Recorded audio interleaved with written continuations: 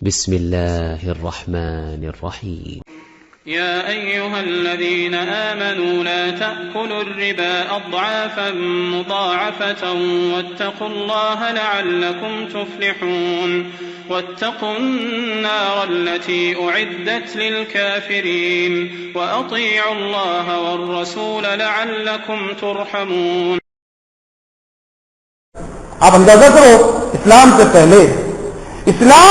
پہلے مشرکین جنہیں ہم مشرک کہا کرتے ہیں، کافر کہا کرتے ہیں، انہیں جو ہے اس بات کا کتنا احساس تھا. ہم جانتے ہیں کہ نبی کریم صلی اللہ علیہ وسلم کی بعثت سے قبل مکے میں زبردست سیلاب آیا، مکے میں زبردست طوفان آیا، اور سیلاب آنے کی وجہ سے کعبۃ اللہ کی دیواریں منہدم ہو گئیں، کعبۃ اللہ کی دیواریں منہدم ہو گئی، کعبۃ اللہ ٹوٹ گیا. اور پھر کعبۃ اللہ کو بنانے کی جب بات آئی، پورے سرداران قریش نے بیٹھ کر مشورہ کیا کہ کعبۃ اللہ کو بنانا ہے، کعبۃ اللہ کو تعمیر کرنا ہے، اور سب نے مل کر طے کیا کہ اللہ کا گھر ہے، اس گھر کی تعمیر میں ہماری حرام کمائی کا ایک پیسہ بھی نہیں لگنا چاہیے، صرف اور صرف حلال روزی، جو محنت کی روزی، محنت کی کمائی ہم اس راستے میں خرچ کریں گے. اور سب نے مل کر ان کے پاس جو محنت کاروبار کی جو کمائی تھی، تجارت کے ذریعے سے کمایا ہوا جو پیسہ تھا، وہ اکٹھا کیا.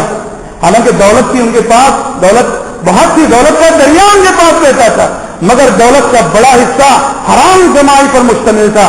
اس لیے انہوں نے صرف حلال کمائی اور حلال پیسے کو جمع کیا. تو اتنا پیسہ جمع نہیں ہو سکا حلال پیسہ کہ کعبۃ اللہ کو حضرت ابراہیم علیہ السلام کی بنیاد پر مکمل تعمیر کیا جا سکے. انہوں نے کہا کہ جتنا پیسہ جمع ہوا ہے حلال پیسہ، اس پیسے نے کعبۃ اللہ کی جس قدر عمارت بن سکتی اسی قدر بنائیں گے، مزید نہیں بنائیں گے. حرام کمائی سے اللہ کے گھر کو تعمیر نہیں کریں گے. یہ مشرک ہیں دیکھو، لیکن کیسی ان کے اندر حلال اور حرام کی کیسی تمیز ان کے اندر ہے. اور اسی لیے انہوں نے جتنا پیسہ جمع ہوا اسی قدر کعبۃ اللہ کی عمارت بنائی. حالانکہ حضرت ابراہیم علیہ السلام نے کعبۃ اللہ کو جن بنیادوں پر قائم کیا تھا وہ چوکور نہ تھا. آپ جانتے ہیں کہ آج کل حتیم جسے کہتے ہیں، آدھی سی دیوار جو اٹھی ہوئی ہے، کعبۃ اللہ اصل میں پورا ویسا تھا.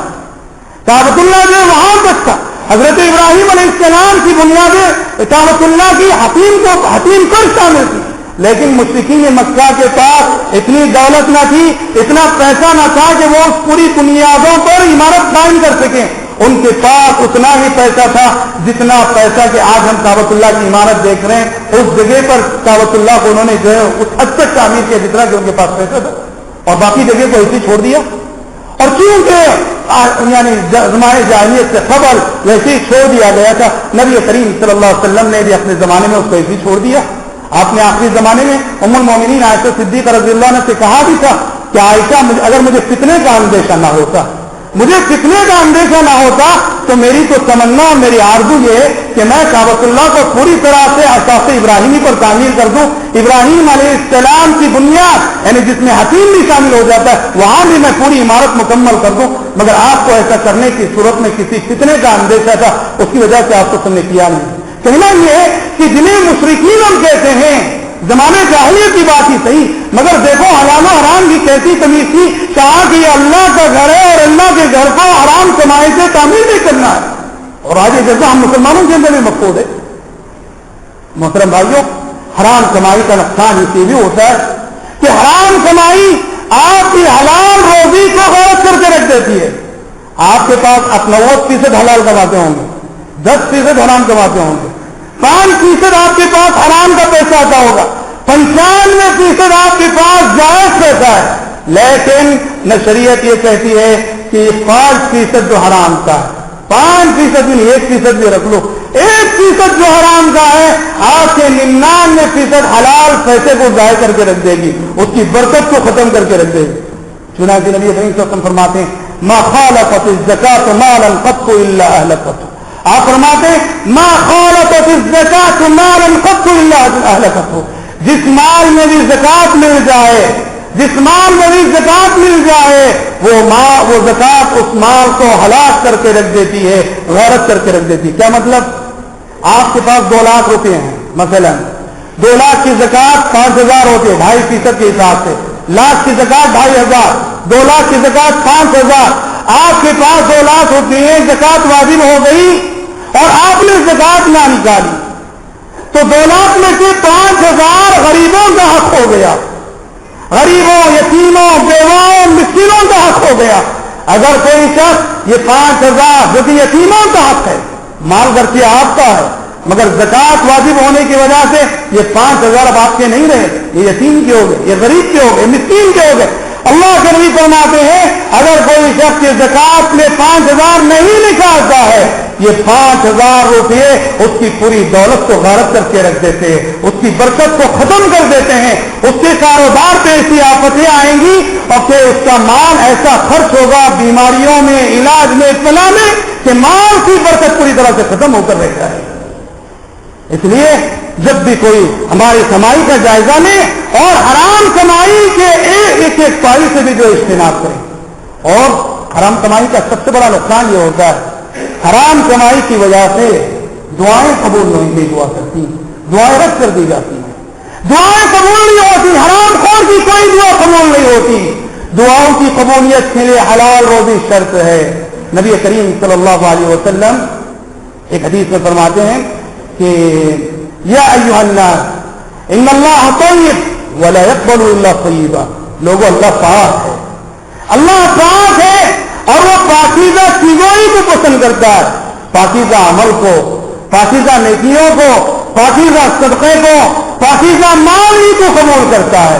وان اللہ تعالی امر المؤمنین بما امر به المرسلین، اور کہا کہ اللہ تعالیٰ نے مومنوں کو اسی طرح سے حلال کھانے کا حکم دیا جس طرح سے اس نے پیغمبروں کو حلال کھانے کا حکم دیا۔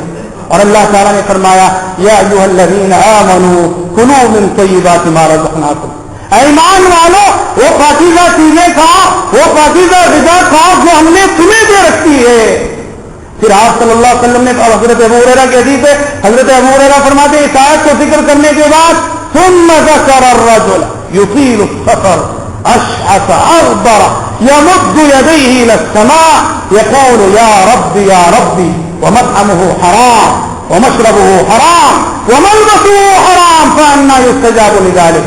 پھر آپ صلی اللہ علیہ وسلم نے ایک ایسے شخص کا ذکر کیا جو دور دراز مقام سے سفر کرتا ہے، دور دراز مقام سے سفر کرتا ہے، دور دراز مقام سے سفر کر کے کعبۃ اللہ تک پہنچتا ہے مثلاً، اور پہنچ کر اللہ تعالیٰ سے دعا، اور حال یہ ہوتا ہے سفر کی وجہ سے پراگندہ حال ہے، جسم پورا غبار آلود ہے، اور ایسی قسم پرسی کی حالت میں اپنے ہاتھ آسمان کی جانب اٹھائے ہوئے کہتا ہے یا ربی یا ربی، اے اللہ میری یہ مراد سن لے، میری یہ ضرورت پوری کر دے۔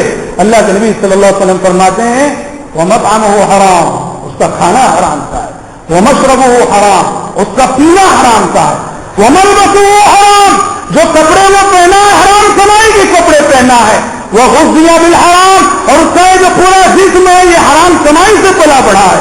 فأنى يستجاب لذلك، ایسے شخص کی دعائیں کہاں سے قبول ہونی چاہیے؟ سفر کا ذکر کیوں کریں اللہ کے نبی حدیث میں؟ سفر اس لیے کہ دعا کی قبولیت کا اہم ترین سبب ہے۔ آپ وسلم نے فرمایا ثلاث دعوات لا ترد، 3 دعائیں ہیں جو اللہ کے پاس کبھی رد نہیں کی جاتی، یہ 3 دعائیں بہت قبول ہوتی ہیں۔ ایک دعوت الوالد، والد کی دعا اولاد کے حق میں اللہ تعالیٰ قبول کرتا ہے۔ دوسری دعوت المظلوم، مظلوم جو دعا کر دے، مظلوم کی زبان سے دعا ہی کرتی ہے اللہ تعالیٰ اس کو بھی سن لیتا۔ اور تیسری دعوت المسافر، مسافر کی دعا، حالت سفر میں انسان بھلے سے کسی دنیاوی مقصد کی خاطر، کاروبار کی خاطر سے ہی کہیں کا بھی سفر کیوں نہ کر رہا ہو، سفر میں کی جانے والی دعائیں قبول ہوتی ہیں۔ نبی کریم صلی اللہ علیہ وسلم پر کہہ رہے ہیں کہ قبولیت دعا کے 1000 اسباب آدمی کے پاس ہوں، لیکن اگر حرام خور ہے، وہ حرام کھا رہا ہے، وہ حرام پی رہا ہے، وہ حرام پہن رہا ہے، وہ تو اس کی دعائیں قبول نہ ہوں۔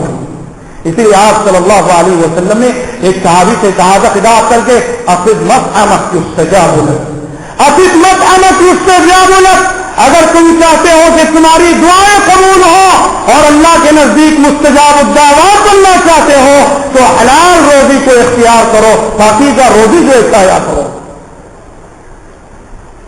حضرات صحابہ کرام رضوان اللہ علیہم اجمعین کا اول نمونہ ملاحظہ کریں۔